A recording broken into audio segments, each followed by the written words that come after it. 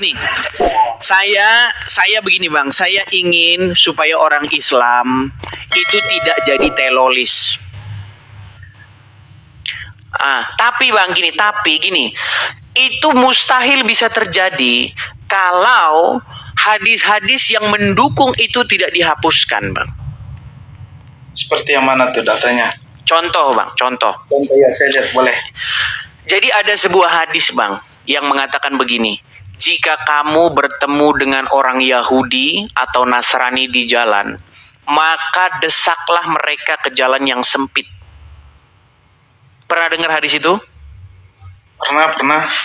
Nah, menurut Anda bagaimana hadis itu? Apakah itu tidak menjadi bibit kebencian terhadap satu ras atau golongan? Begini bang, itu mungkin ada penjelasannya. Gak mungkin. Jadi hadis itu nggak jelas bang?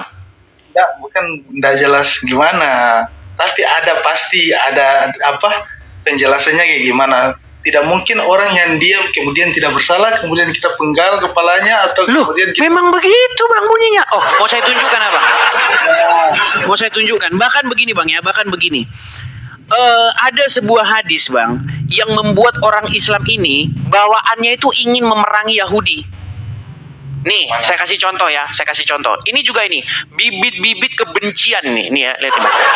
Jadi makanya saya bilang bang, ajaran agama Islam ini bang, ini ajaran yang mengajarkan kebencian kepada Yahudi. Nih bang ya, lihat nih. Diriwayatkan dari Abu Hurairah. Rasulullah bersabda, tidak akan terjadi kiamat sampai kaum muslimin memerangi Yahudi. Perhatikan nih bang, tidak akan terjadi hari kiamat itu sampai kaum muslimin memerangi Yahudi. Makanya bang, sekarang itu banyak orang-orang muslim, dia itu pengen akhirat itu cepat terjadi, pengen hari kiamat itu cepat terjadi. Makanya mereka memerangi Wahyudi bang. Nih, oke saya bacakan ya.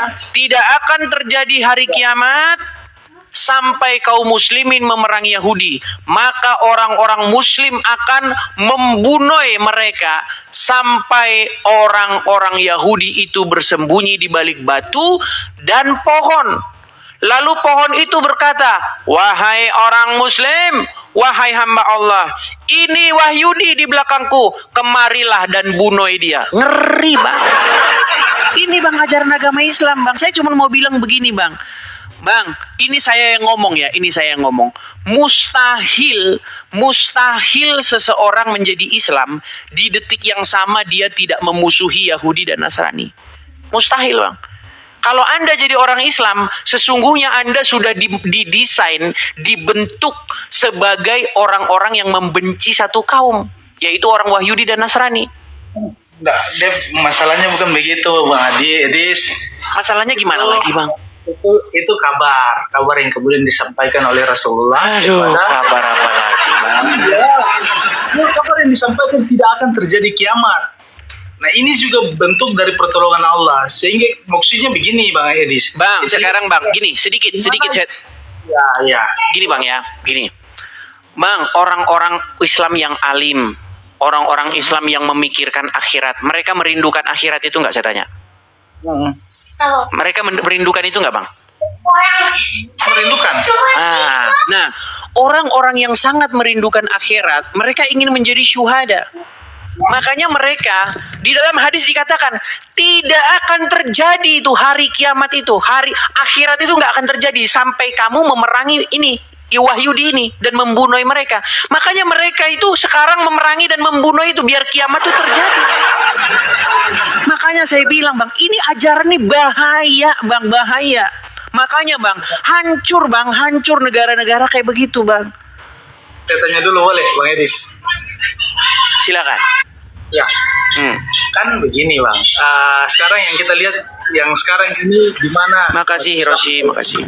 Di mana orang Palestina yang kemudian dibantai oleh Yahudi, gitu kan? Bang, begini bang. Ngomong dulu.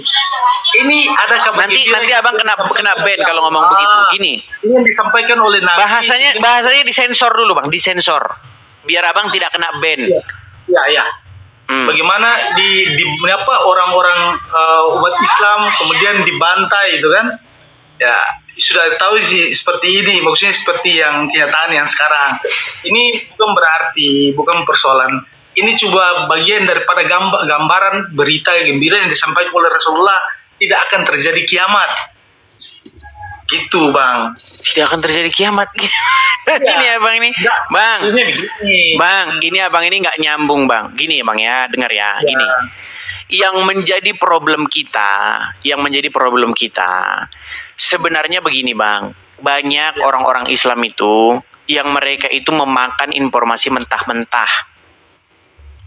Tapi saya nggak mau bahas ke situ, Bang. Karena itu nanti kita bisa kena ban sama TikTok. Soalnya udah banyak kejadian. Gini, kita itu membaca sebuah hadis-hadis, literatur di dalam agama Islam yang menginspirasi seorang Islam itu ingin melakukan hal yang sama seperti yang diperintahkan Muhammad. Muhammad itu, Bang, dalam sebuah hadis mengatakan bahwa dia itu diutus untuk memerangi manusia sampai seseorang itu mengucapkan syahadat. Abang tahu itu? Enggak. Coba lihat datanya. Oke, baik. Banyak orang Islam tidak tahu. Oke, Bang. Kita teman-teman Kristen, kita harus sabar ya. Nih, kita harus sabar ya. Saya tunjukkan lagi kepada Anda ya, bahwasanya Muhammad itu diperintahkan untuk memerangi manusia. Kalau manusia itu tidak mengucapkan syahadat, darah dan harta mereka itu nggak aman, Bang, dari Muhammad. Ya, nih, biar Abang tahu ini kelakuan Muhammad nih, Bang. Nih. Ya, ini tidak saya buat-buat, Bang.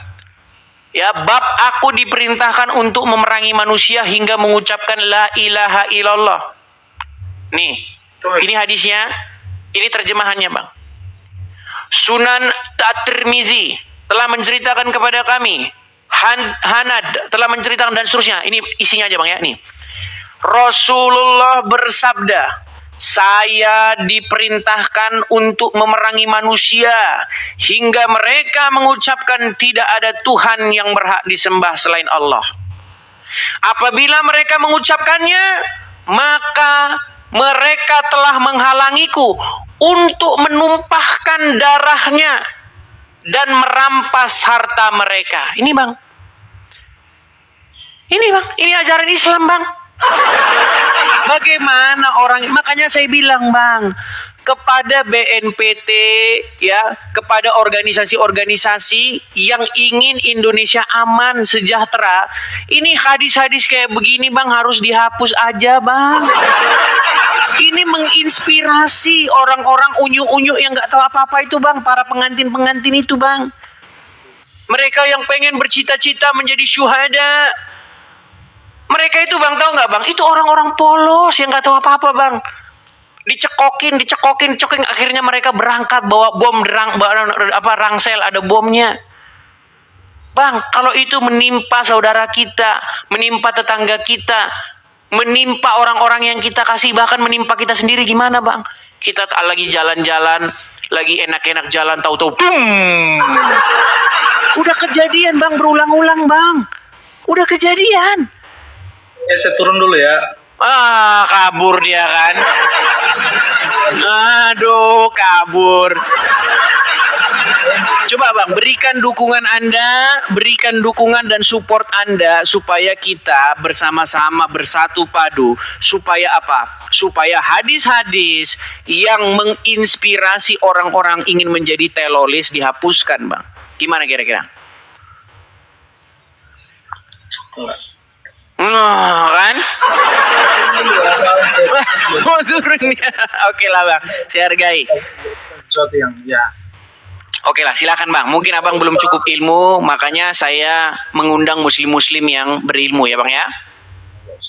Oke, selamat malam, Bang Chandra. Saya turunkan ya. Seperti itu, teman-teman ya. Gini loh, saya itu mengasihi kalian, wahai saudara-saudaraku ya, dari yang muslim. Saya pengen supaya apa? Supaya jangan ada sebuah paham yang meracuni Anda jadi orang jahat. Gitu loh. Apa yang Injil katakan? Tuhan Yesus di dalam Injil berkata apa? Akan tiba masanya nanti Orang-orang akan menganiaya kamu, bahkan melenyapkan nyawamu, dan mereka akan berpikir bahwa mereka berbuat bakti terhadap Allah. Ada. Dan orang-orang itu yang berpikir seperti itu teman-teman. Banyak yang kayak begitu.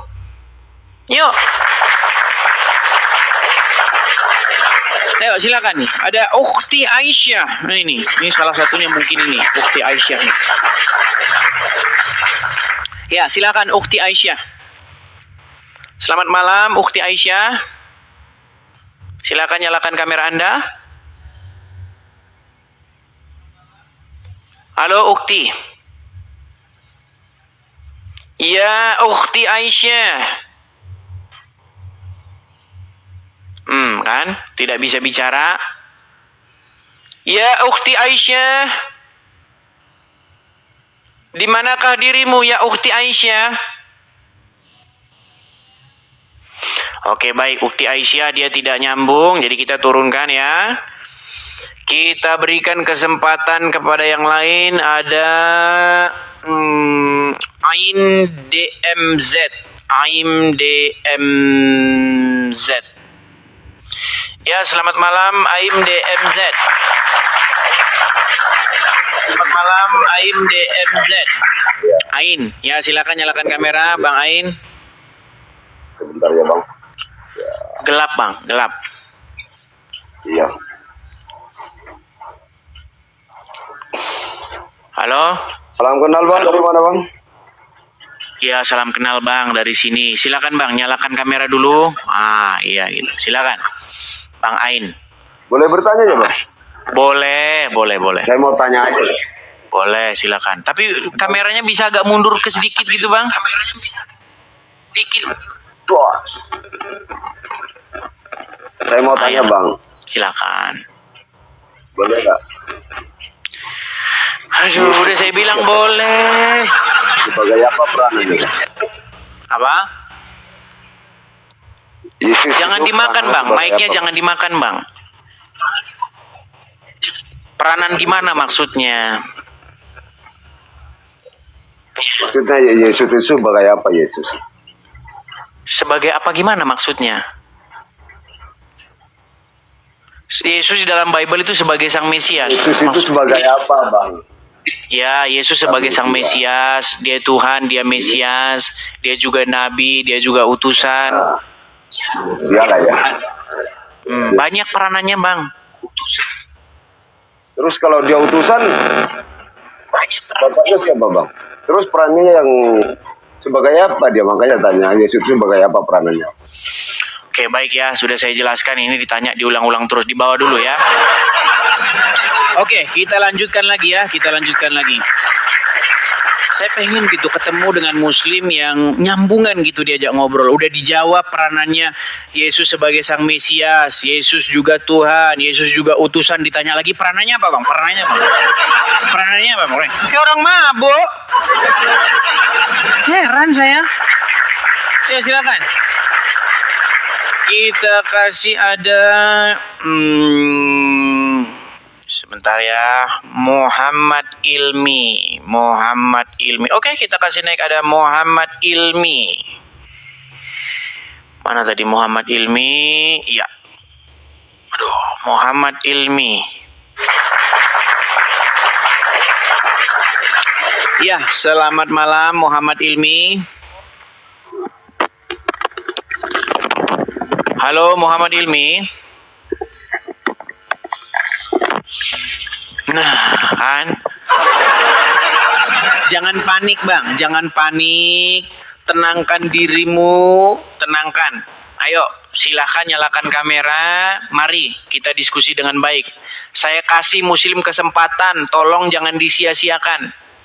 Ayo, Muhammad Ilmi.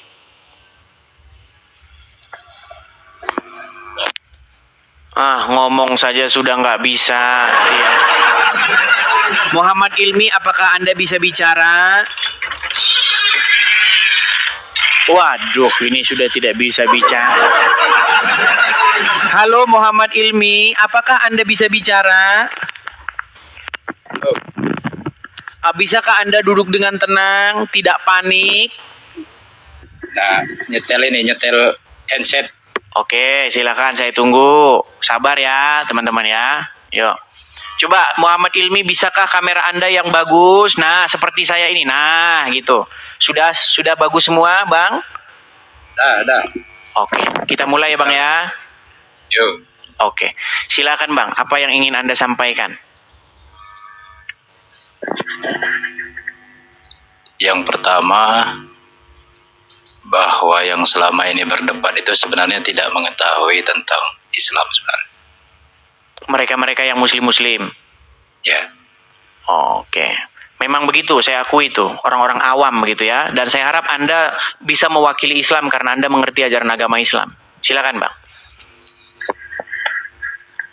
ya pada dasarnya Al-Quran itu adalah zalikal kitabul la raiba fihi hudal lil muttaqin. Tidak ada keraguan di dalamnya kan gitu.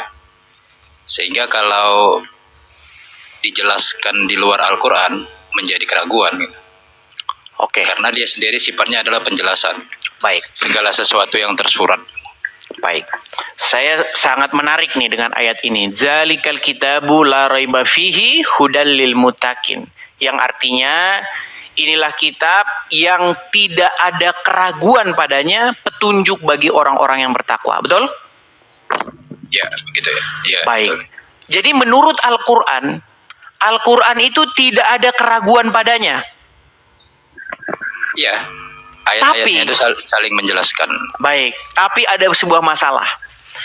Gini, Abang tahu apa itu mutasyabihat? Tahu. Apa mutasyabihat itu? Allahun najala ahsanul hadis kitabam mutasabiha masani. Ya kan, Allah telah menurunkan ya sebaik-baik hadis sebagai kitabam mutasabihat, sebagai ketetapan yang bersifat metafora atau perumpamaan. Seperti itu. Oke, apakah mutasyabihat itu dapat dimengerti? Harusnya dapat dimengerti, tetapi banyak orang tidak mengerti. Nah, itu dia masalahnya. Menurut Al-Quran, mutasyabihat itu tidak bisa dimengerti. Hanya Allah yang mengerti takwilnya. Itu pemahaman manusia. Bukan, coba. Di dalam Quran surat Ali Imran ayat yang ke-7. Apa katanya? Di situ dikatakan bahwasanya tidak ada seorang pun yang mengerti takwilnya kecuali Allah. Coba dibaca. Al-Imran. Ya, Ali Imran ayat yang ke-7.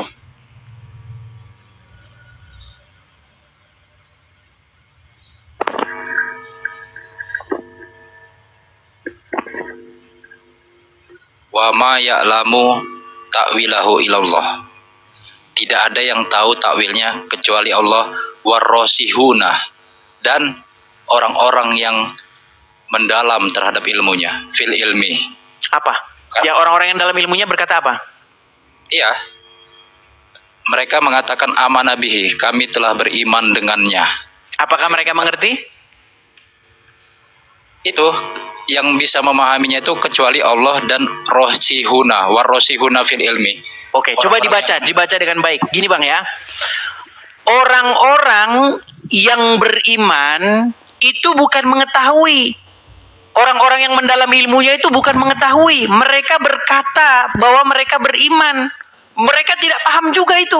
Coba dibaca. Dibaca yang bagus, coba. Selengkap. Ayo. Di situ Enggak, dibaca dulu yang lengkap. Jangan dijelaskan. Baca dulu. wa ma ya'lamu ta'wilahu. Dibaca dulu terjemahnya. Baca terjemahnya. Iya, benar. Saya tidak tergantung terjemahan. Wa ma ya'lamu ta'wilahu. Tidak ada yang tahu takwilnya. Memang selama ini banyak yang tidak tahu takwil kecuali Allah, dan di situ tidak bisa dipisahkan kata waw. Waw itu artinya dan. Iya, dan orang-orang yang mendalam ilmunya berkata, bukan dan orang-orang yang mendalam ilmunya itu mengetahui. Oh, tentu karena dia fil ilmi. Orang-orang yang mendalam terhadap ilmunya. Apa Kita itu? puji. Orang-orang yang mendalam ilmunya kenapa mereka? Iya, karena dia mendalami ilmunya tadi. Bukan orang-orang yang mendalam ilmunya berkata. Iya, dia mengetahui sehingga dia berkata. Kalau dia Apa tahu, kata mereka? ya kata mereka karena dia tahu maka dia amanah bihi. Oke, baik. Kalau begitu silakan. Apa arti alif lam mim? Menurut orang-orang yang beriman, yang mendalam ilmunya, silakan. Oke, jadi begini, Alif Lam Mim itu ya sejenis ayat yang merupakan enkripsi, sedangkan ayat lainnya adalah deskripsi. Jadi Allah Bukan, arti alif lam mim apa, Bang? sebentar. Aduh, Bang, dengar Bang ya, dengar.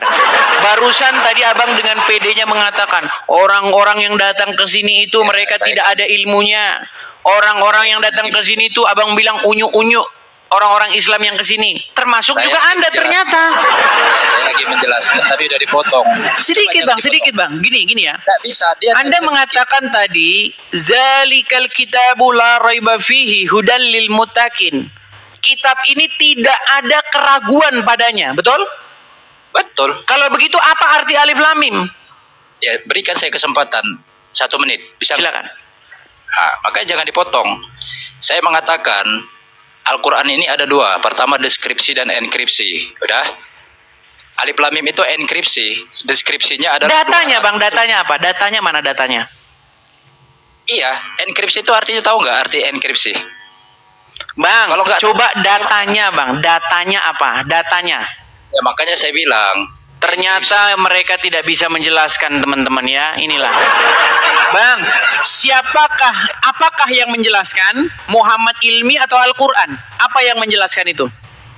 Ayatin bainatin. Ayat Alif Lam Oke, Mim dijelaskan ayat dengan oleh- ayat. Coba, Iya. di mana penjelasan bahwa alif lam mim itu enskripsi? Seluruh ayat Al-Baqarah itu setelah Alif Lam Mim itu adalah penjelasan Alif Lam Mim.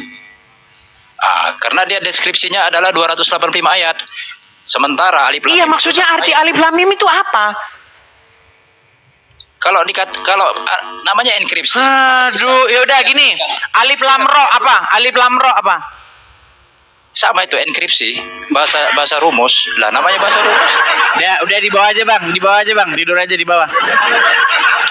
Ayo silakan ya. Ini Anda itu inskripsi rumus apa? Makanya begini. Jadi gini, ini pelajaran bagi kalian ya. Gini.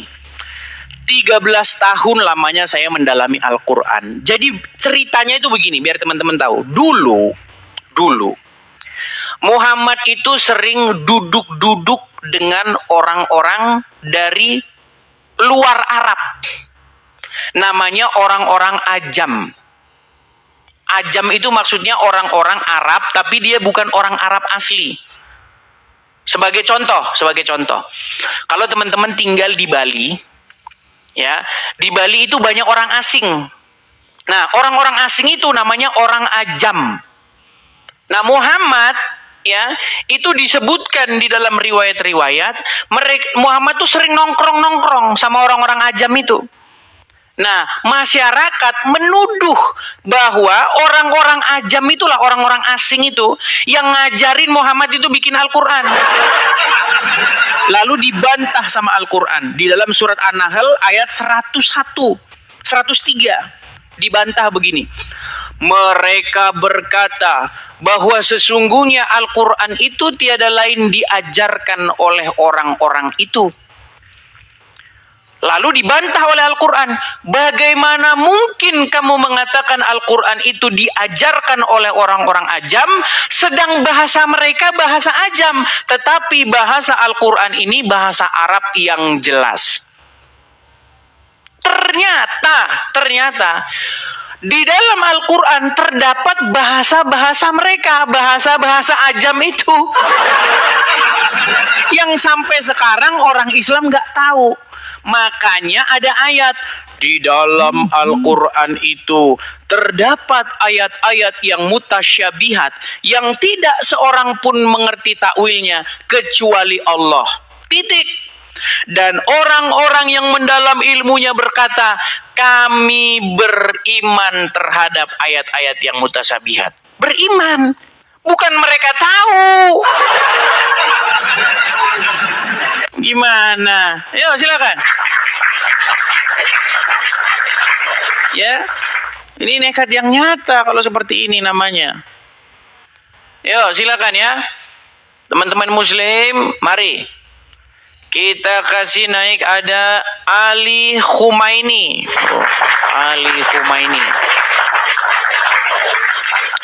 Ya silakan, Bang Ali Humaini, nyalakan kamera.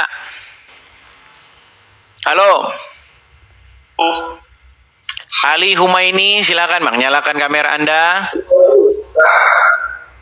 Halo. Ya, apakah Anda seorang Muslim? Ya, Muslim Bang. Ya, silakan Bang. Pakai topi dulu nih. Boleh, silakan Bang. Mau tanya ya Bang, Boleh, silakan. kalau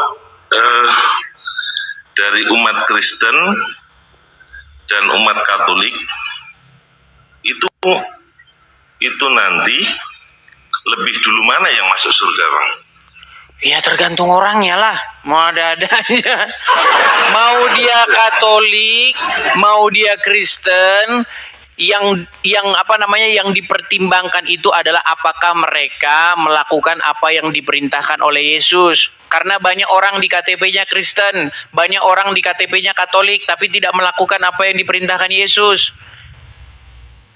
Begitu. Karena apa kata Yesus? Banyak orang ya nanti akan berseru-seru kepadaku, Tuhan, Tuhan, Tuhan. Tetapi apa kata Yesus? Enyahlah kamu para pembuat kejahatan. Karena apa? Karena di dalam Bible atau sudut pandang Yesus, bukan orang yang ngomong, tetapi orang yang melakukan kehendak Bapakku. Bukan orang yang ngomong, Tuhan, Tuhan, bukan begitu. Tetapi orang yang melakukan apa yang dikehendaki oleh Bapa kita di surga. Nah, beda dengan ajaran Muhammad. Sedikit Bang, ini aduh. Gantian dulu Bang. Gini, kalau ajaran Muhammad itu kebalikannya. Kalau di ajaran Muhammad, barang siapa yang mengucapkan syahadat, dia masuk surga. Walaupun maling, walaupun berzina. Setuju? Itu kalau sudah mengalami pertobatan. Di mana pertobatannya? Nih, dengar nih. Menurut Muhammad, ya, makanya saya bilang iman Muhammad itu, syahadat itu bagi Muhammad tuh hanya di mulut. Begini. Sebentar dulu, coba dengerin dulu nih. Man qala la ilaha illallah Muhammadur Rasulullah dakhalal jannah. Siapa yang mengucapkan la ilaha illallah Muhammadur Rasulullah dakhalal jannah. Semua umat Muhammad sallallahu alaihi wasallam masuk surga. Nabi yang mengatakan, datang sahabat bertanya, wa in zana, wa in sarak, bagaimana kalau dia berzina? Bagaimana kalau dia mencuri? Kata Nabi, wa in zana, wa in sarak, dia berzina, dia mencuri, tetap masuk surga. Nah, ini konteksnya keliru memahami ya, tangguh sayangku cintaku. Ini gimana? Ini konteksnya keliru dari mana? Pada saat sudah mengucapkan Muhammad syahadat la ilaha illallah wa asyhadu Muhammadar Rasulullah, itu zina dan pencurinya berhenti saat itu. Loh, dari mana? Meskipun berzina, meskipun mencuri, yang penting mengucapkan. Makanya ada yang inbox saya begini, katanya kamu belajar agama Islam 13 tahun, coba apa kunci surga? Saya ketawa bacakan, saya bilang kunci 14, saya bilang. Iya, kunci surga itu kunci 14. Gitu. Makanya gini, ada sebuah paham di dalam agama Islam, kunci surga itu katanya mengucapkan 2 kalimat itu. Kalau 2 kalimat itu diucapkan, maka pintu surga itu terbuka. Nah, kata Muhammad, walaupun dia mencuri, walaupun dia berzina, asal dia ngucapin 2 kalimat itu, masuk surga. Jadi bertentangan dengan ajaran Kristen. Kalau dalam ajaran Kristen, bukan orang yang mulutnya cuap-cuap, bukan. Tetapi orang yang melakukan apa yang diperintahkan Bapa di surga. Gitu. Setelah mengucapkan syahadat, pencuri dan zinanya berhenti, gitu. Gak ada dia bilang berhenti. Oke, saya tunjukkan lagi hadis tambahannya ya. Nih. Tadi aku belum puas, pertanyaanku tadi kok nggak dijawab.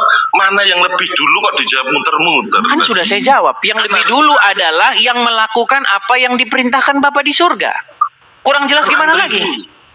Enggak, antriannya itu lebih dulu mana? Emangnya ngantri macam orang beli beras. Jadi pertanyaan Anda sudah saya jawab nih. Kalau dalam agama Islam ya, Bang Ali Khomeini, dengar ya, nih. Di dalam agama Islam nih, bahkan Allah itu akan memusnahkan suatu kaum kalau kalian tuh tidak berbuat dosa. Jadi Allah itu maunya kalian tuh bikin dosa. Nih, saya tunjukin. Banyak umat muslim gak percaya. Ini Aidis nih ngomong apa sih? Orang ini kok mulutnya lantam sekali. Masa Tuhannya orang Islam pengen orang Islam tuh berbuat dosa? Nih, perhatikan ya. Nih, saya tunjukkan. Ini hadisnya ya. Dari Abu Hurairah radhiyallahu anhu, dari Nabi Shallallahu alaihi wasallam, apa dikatakan? Demi zat yang diriku berada di tangannya, jika kalian tidak berbuat dosa, Allah akan hilangkan kalian dan Allah akan datangkan kaum lain yang berdosa. Perhatikan. Nih, kalau kalian nggak bikin dosa itu dimusnahkan kalian.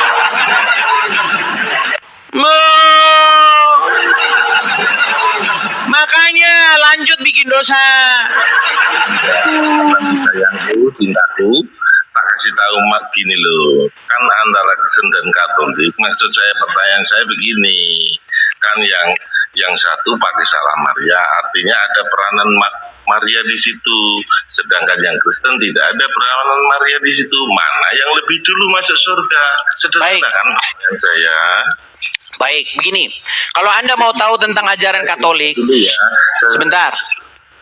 Kalau Anda mau tahu ajaran Katolik, silakan Anda bertanya kepada Katolik. Tapi yang saya katakan cuma satu.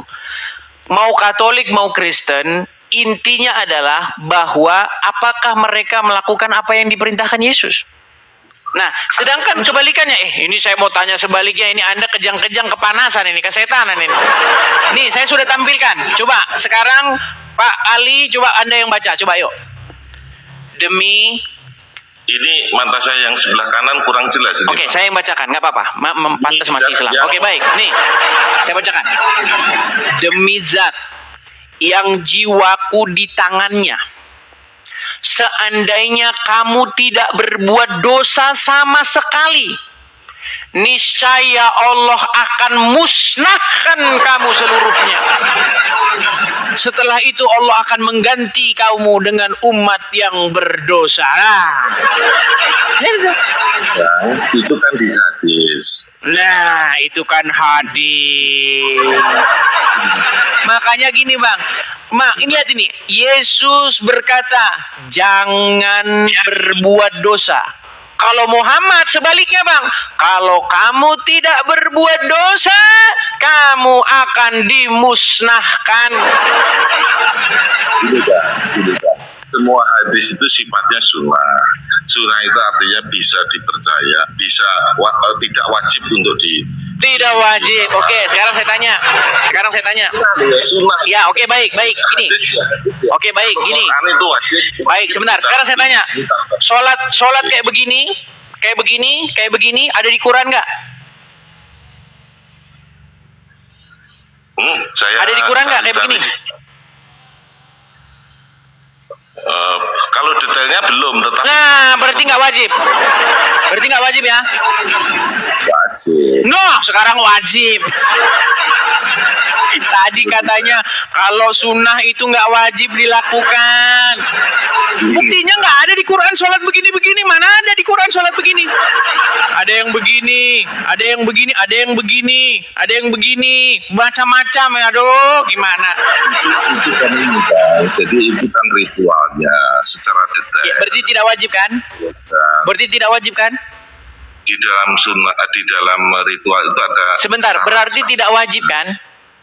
Gimana? Berarti tidak wajib kan? Menurut rukun Islam itu wajib Nah, dilaksanakan. wajib sekarang katanya. Udah dibawa dulu lah. Capek saya ngomong sama begini. Wajib kalian suka-sukamu. Wajib enggak? Wajib kadang enggak. Gini loh teman-teman ya. Ajaran Muhammad dengan ajaran Tuhan Yesus itu bertolak belakang. Ya. Di dalam Bible, di dalam Injil. Makanya orang Islam tuh jangan anti Injil. Quran itu memerintahkan supaya kalian beriman kepada kitab-kitab sebelumnya. Beriman kepada kitab-kitab yang sebelum Al-Quran. Apa itu?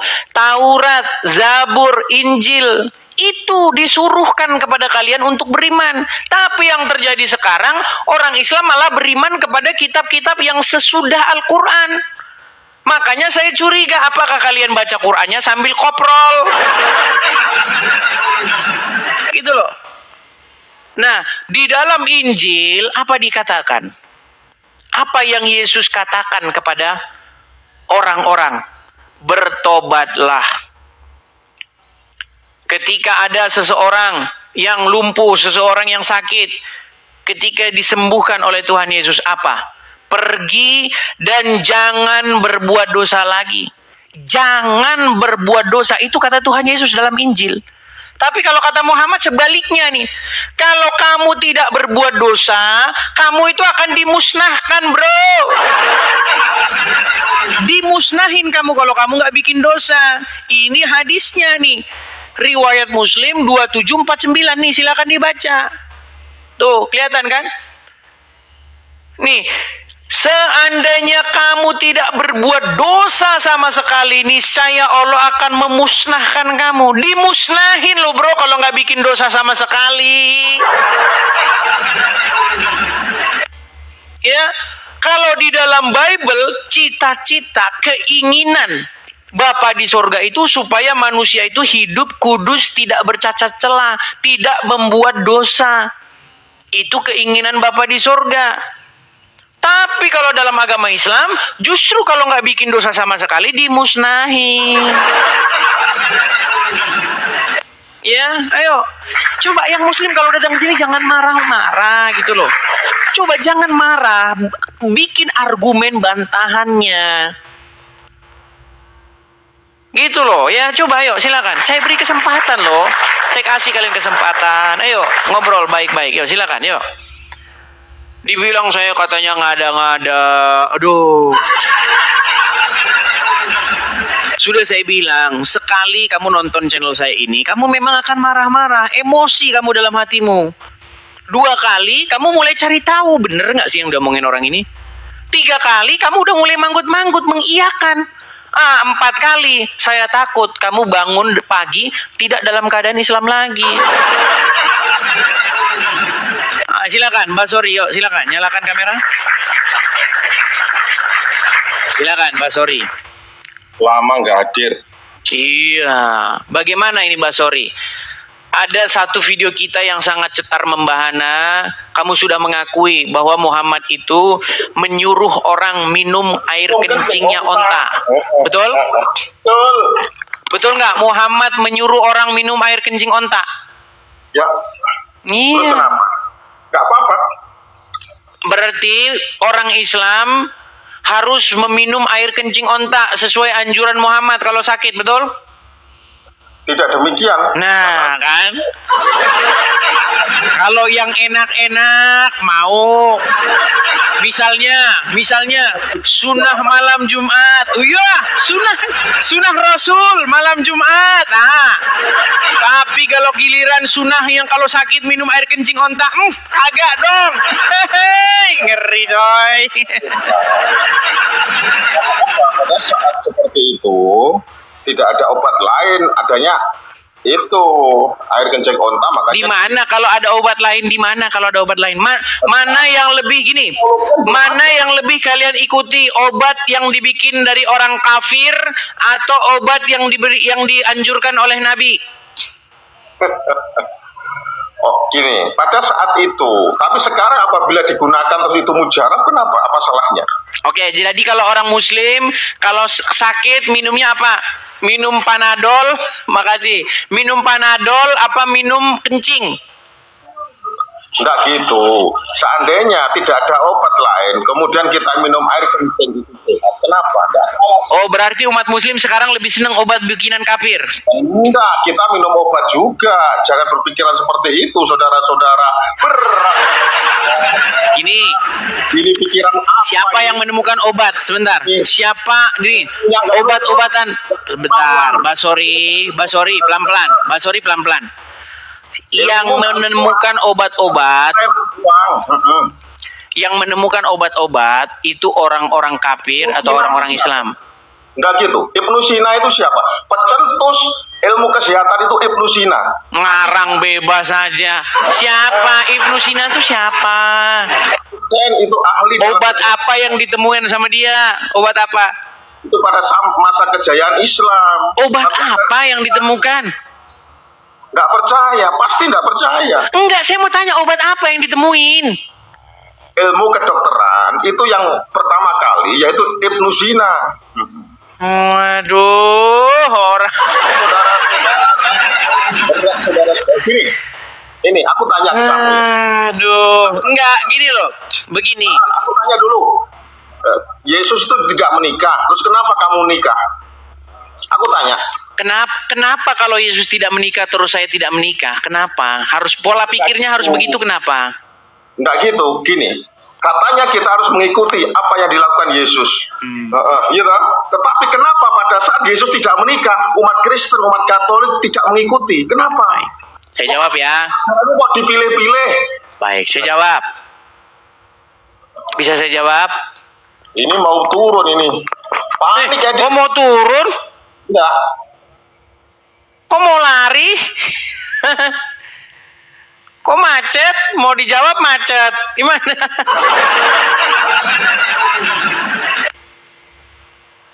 Mana ini? Nah, macet dia ya. Baik, saya jawab pertanyaannya. Jadi begini, ini yang saya maksud dengan kecacatan berpikir.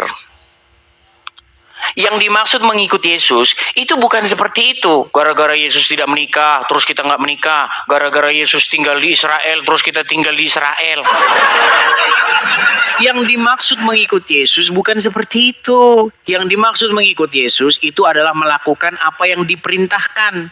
Apakah pernah Yesus memerintahkan jangan kamu menikah? Ya kagak ada. Tetapi ada orang-orang tertentu yang memilih jalan hidup yang seperti itu. Ada orang-orang tertentu. Tapi kalau diwajibkan jangan menikah, nggak ada. Ada orang-orang tertentu, misalnya pastor-pastor dalam agama Katolik, mereka memilih untuk tidak menikah. Nah, ada gerakan protes. Makanya kalau kalian baca sejarah, ya ada gerakan protes, makanya disebut Protestan. Ya kan? Karena dulu diwajibkan untuk tidak menikah. Tetapi ada gerakan protes. Boleh-boleh saja kita menjadi pastor tetapi menikah. Boleh. Kenapa tidak boleh? Dan saya setuju dengan yang boleh. Saya tidak setuju dengan mengatakan yang tidak boleh. Begitu. Ya. Nah, tapi kalaupun ada orang yang memilih untuk fokus menyerahkan hidupnya sepenuhnya kepada Tuhan untuk tidak menikah, kita juga nggak bisa menyalahkan. Tapi kalau diwajibkan harus, nggak boleh. Ya, saya tidak setuju dengan itu. Nah, kalau misalnya kita tanya balik. Anda mengikuti Muhammad? Ya, Muhammad tinggal di mana?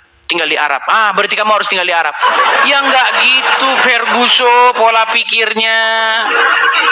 Karena yang dimaksud mengikut Muhammad itu bukan Muhammad tinggal di Arab terus kita tinggal di Arab, bukan begitu. Maksudnya mengikuti apa yang diperintahkan oleh Muhammad. Saya tidak mengajukan pertanyaan murahan, pertanyaan cacat logika seperti yang kamu tanyakan kepada saya. Ya. Pertanyaan Anda itu membuktikan intelektualitas Anda. Pertanyaan Anda itu membuktikan bahwa IQ Anda itu ya mohon maaf. Ya. Yuk. Kita kesini ada Hilda. Gambar ini keren ya teman-teman ya. Akibat ikut Muhammad orang ini minum pipis onta. Iya bener, emang bener ini orang ini minum pipis onta itu gara-gara ikut Muhammad. Ya, silakan Hilda. Apakah Anda seorang Muslim? Aku di sini masih Muslim. Bisa menyalakan kamera, Hilda? Oke, tunggu ya. Ya, silakan. Tunggu ya Kak, ini agak... Saya undang saja, saya bantu dari sini untuk menyalakan kamera. Ya, itu sudah ada di layar, silakan diterima. Tunggu ya Kak. Aku agak bingung. Atau Anda mungkin takut begitu? Enggak sih. Oke, kalau nggak takut, kalau Anda merasa nyaman, nggak apa-apa, silakan nyalakan kamera. Karena gini, banyak orang Muslim mau masuk Kristen, mereka tidak dipublikasi karena takut. Tetapi sebaliknya, kalau yang dari Kristen pindah ke Islam, digembar-gemborkan. Begitu. Oke, Hilda, gimana ceritanya Hilda? Jadi, perkenalkan dulu, nama aku Hilda. Ya, Di Jakarta Barat. oke. Aku mau ceritain tentang perjalanan aku. Sebenarnya kalau untuk sekarang aku masih dibilang Muslim karena Oke. aku masih perjalanan dalam belajar tentang Alkitab sama menuju ke Tuhan Yesus. Di sini aku mau cerita kayak mungkin mau nanya lebih banyak ke kakak kali ya, kenapa kalau aku kan masih dibilang Islam ya Kak. Aku dapat restu dari mama sama papa sama yang lain tuh susah banget Kak buat dapetin kayak izin aku buat pindah ke Kristen tuh jujur susah banget. Di sini boleh nggak aku ceritain awal Boleh. kenapa aku mau ke Tuhan Yesus. Jadi awalnya itu aku mama sama papa aku pisah. Oke. Jadi aku ikut sama mama dan aku sekolah sambil kerja di SMP. Sekarang aku udah SMK kelas 1. Aku di sini kayak pindahlah aku kayak sama mama. Dan aku kan waktu itu ada sempat problem ya sama mama. Jadi aku keluar dari rumah.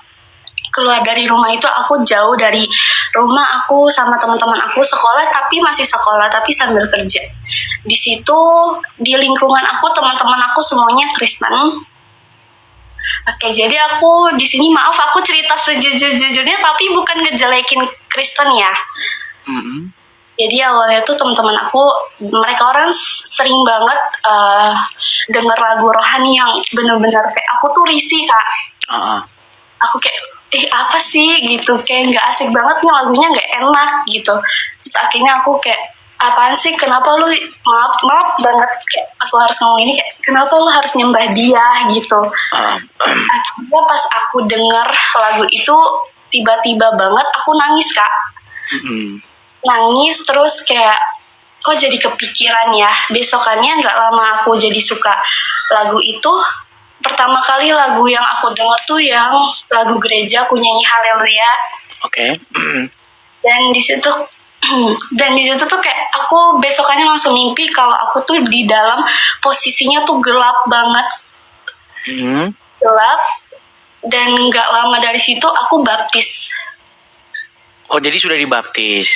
Belum, jadi di dalam mimpi itu. Oh, dalam mimpi juga, oke. Terus pas di dalam mimpi itu aku dibaptis, akhirnya aku mutusin buat oh ya udah untuk belajar ke Kristenan dengan baca Alkitab semuanya. Tapi aku ada perlakuan yang gak enak dari teman-teman aku, dari yang teman-teman aku Islam. Jadi aku maaf banget harus cerita ini, tapi emang ini beneran kejadian sama aku. Jadi dibilang kayak gini sama yang lain kayak, kenapa lu harus banget pindah dari yang Islam ke Kristen, kan dia nyembahnya patung lah, terus kayak ya udah lu sekarang makannya babi gini tuh sakit banget Kak dengernya. Padahal kayak aku di situ lagi semangat ya buat baca Alkitab. Nah terus di sini aku mau nanya sama kakak kayak gimana sih gimana ya ngomongnya, kalau tanggapan kakak kalau misalkan kita ikut jalan Tuhan Yesus, kita gimana ya Kak, dilecehin banget, ngerti gak sih? Ya, jadi apa yang Yesus ajarkan begini, berdoalah kepada orang-orang yang menganiaya kamu, jangan membalas kejahatan dengan kejahatan, kasihilah sesama manusia, bahkan orang yang memusuhi kita sekalipun. Seperti itu. Jadi dalam kekristenan itu, kita berbicara bagaimana Yesus itu memerintah di dalam hidup kita. Nah, kalau Yesus memerintah dalam hidup kita, artinya kita melakukan kehendak Dia. Kehendak Dia itu apa? Supaya kita itu hidup mengasihi sesama kita, seperti itu. Oke, terus jadi sedih deh. Buat aku awalnya tuh kan izin ya sama mama buat aku pindah ke Kristen, terus mama tuh sempet ngomong gini ke aku, kayak yaudah aku disuruh keluar dari rumah, gak boleh tinggal di rumah. Terus akhirnya aku keluar dari rumah itu dan mama udah gak mau nganggap aku lagi. Sampai mama gak ngabarin aku, terus nggak cariin aku kemana-mana. Tapi makin kesini tuh aku ngomong lah pelan-pelan ke mama kan, ya aku jelasin kalau aku pindah ke Kristen tuh bukan karena ikut teman-teman atau karena perasaan teman-teman aku tuh enggak, aku karena dari niat hati Kak. Itu kan. Terus akhirnya mama kesini-sininya tuh masih kayak izinin aku, dan sekarang tuh boleh pindah ke Kristen, puji Tuhannya kayak gitu. Tapi aku mau nanya nih sama Kak, sebenarnya aku sakit banget sih Kak, kayak dengerin teman-teman yang ngomong ke aku tuh kayak nggak enakin banget, kayak dari yang makan inilah, makan itulah, kenapa nyembah Tuhan lah. Aku kan orangnya overthinking banget ya Kak. Kalau bilang yang nggak ngenakin kayak gitu tuh langsung kepikiran, itu gimana ya Kak? Iya, seperti itu tadi. Intinya, kalau kita belajar hidup mengasihi, kita tidak perlu membalas apa yang mereka lakukan. Seperti itu. Intinya bagaimana kita menjadikan Yesus itu sebagai sosok yang mengendalikan hidup kita. Walaupun mereka berkata apapun, tetap kita menunjukkan atau membalas sesuatu yang mereka perbuat itu, yang jahat itu tetap dengan yang baik. Seperti itu. Oke. Kira-kira Kakak ada dukungan gak ya buat aku kayak kalau gitu bisa misalnya di gereja atau bagaimana begitu? Gimana Kak? Bisa mungkin mendatangi gereja yang terdekat, gabung dengan komunitas-komunitas Kristen yang lain.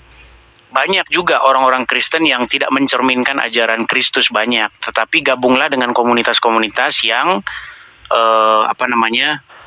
sungguh-sungguh menjalankan apa yang diajarkan oleh Tuhan Yesus, seperti itu. Tapi saya cuma pengen tahu nih, alasan meninggalkan Islam itu apa sebenarnya? Tapi aku kalau ngomong gitu nanti dihujat. Nah iya, tapi oke lah, mungkin kita gini, masalahnya saya ini harus pergi, jadi mungkin besok, makanya follow aja, besok bisa kita lanjut lagi ya. Oke. Atau nanti banyak kesaksian-kesaksian di room-room Kristen yang lain, boleh mampir-mampir aja cerita-cerita. Banyak room-room Nah, jadi teman-teman sekalian ya, banyak sekali memang orang-orang yang mendengar seperti ini, yang orang-orang seperti Hilda ini, tapi memang tidak berani bersuara. Nah, saya nggak mau bikin kamu mengungkapkan alasan kamu meninggalkan Islam. Takutnya orang-orang Islam tuh pada, ya tahu sendiri kan kamu kan? Nah, seperti itu. Nah, beda dengan orang Kristen yang masuk Islam. Kalau orang Kristen yang masuk Islam itu biasanya dipublikasi, bahkan didengung-dengungkan. Tapi kalau orang Islam masuk Kristen takut mau ngomong. Itu udah dianggap sampah Kak. Takutnya nanti dipersekusi, seperti itu.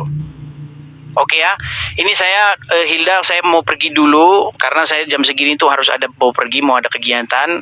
Mungkin suatu saat bisa kita sambung lagi ya. Amin Kak, makasih ya Kak. Oke, terima kasih Hilda, sampai ketemu lagi. Shalom semua. Shalom. Ya. Oke teman.